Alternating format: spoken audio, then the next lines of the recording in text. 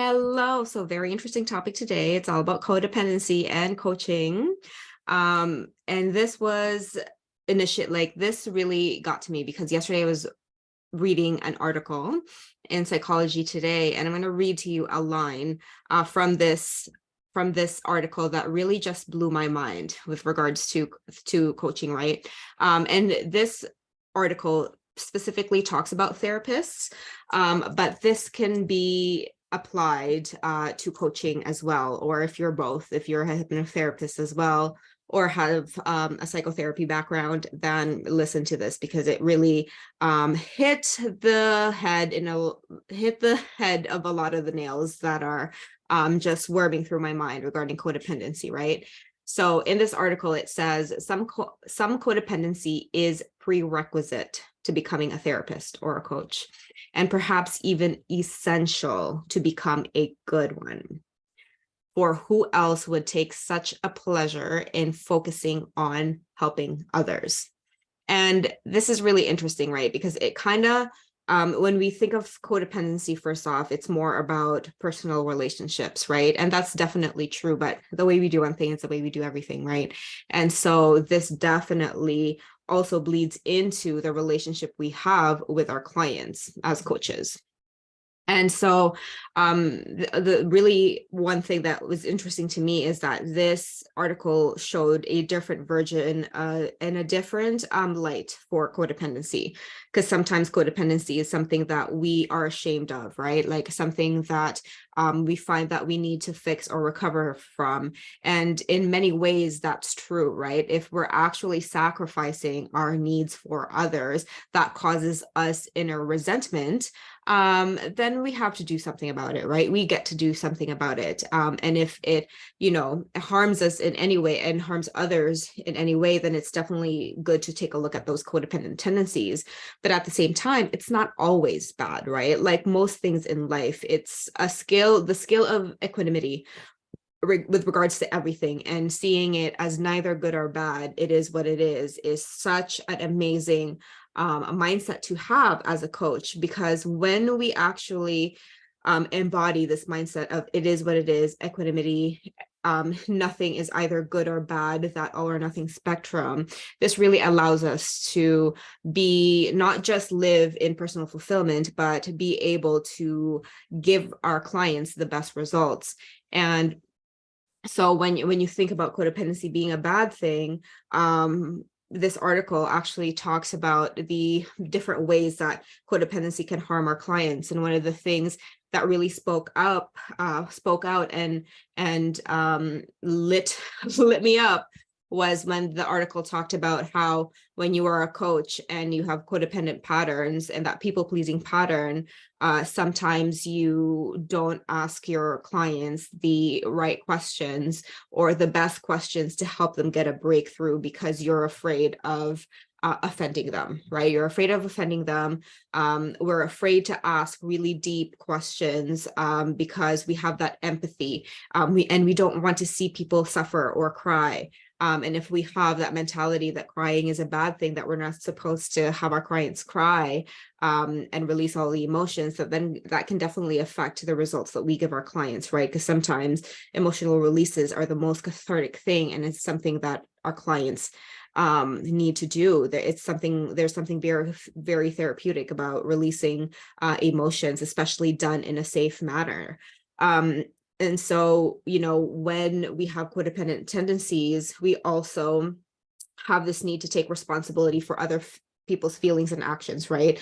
A codependent pattern is this need to feel responsible for everyone else's feelings. And because of that, we ignore our own and we focus on other people's feelings, which then leads us to be resentful because the part of us that needs to be acknowledged for feeling our feelings that need isn't being met.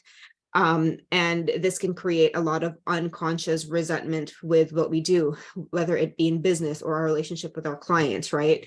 If there are times where you feel that your clients don't appreciate you, you get to look at that, right? Because that may be a codependent pattern, right? It's just very interesting, this quote about how it's a prerequisite, some codependency, and that that need to help and impact others is something that is a prerequisite to be a good one, but just be mindful of the pendulum swing, right? Like you can go way too much and harm yourself and your clients, and at the same time need it so that you can empathize, so that you can deliver because you are coming from a place of service. That is a good thing.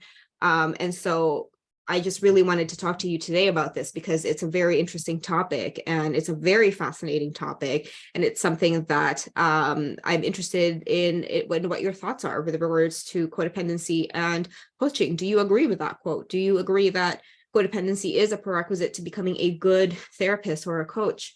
And what are your thoughts regarding that? I would love to hear it. I would love to have a discussion around this. And otherwise I will be leaving the link to this article as well in the bottom.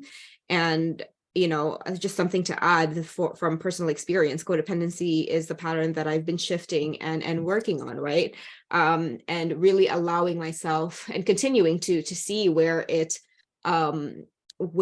shows up in my life, in business and in relationships, because it's not really about getting rid of it, right? It's like where you are in that spectrum, and finding that harmony of where you want to be and need to be to have to be optimized based on your current goals in your business, life, relationships, fulfillment, and whatever. And one of the things that really spoke up to me, that was a big life-changing moment for me, was when I realized how codependent I truly was, and I wasn't really aware of it. It was a very unconscious pattern.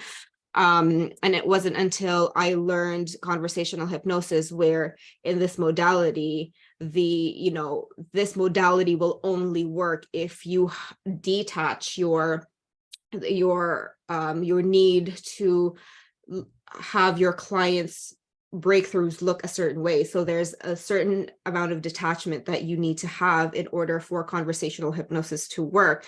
And because that was the skill set that was needed for this modality, I sort of at the same time killed two birds with one stone and also worked on my codependent patterns. And as the more I use this methodology, right, the more I realized, like, oh shit, like this pattern is happening in several areas of my life, not just in business, right? And in relationships. It also is happening in business. Feeling responsible for clients' results, being upset that a client didn't have the result that I wanted them to have and what I expected them to have. Meanwhile, knowing at the same time that it's not up to me, it's not up to my timeline, it's up to their timeline, right? And being able to really look at that and look at myself in the mirror and knowing how I've unconsciously kind of projected my own wants and needs towards some of my clients, and knowing and learning from it, right? Learning from it. I did beat myself up, but it's all about the growth and the learning, and learning to not beat yourself up when you realize that, and instead choosing to just improve and become better, and to not repeat the same pattern moving forward, which is really what life gets to be, right?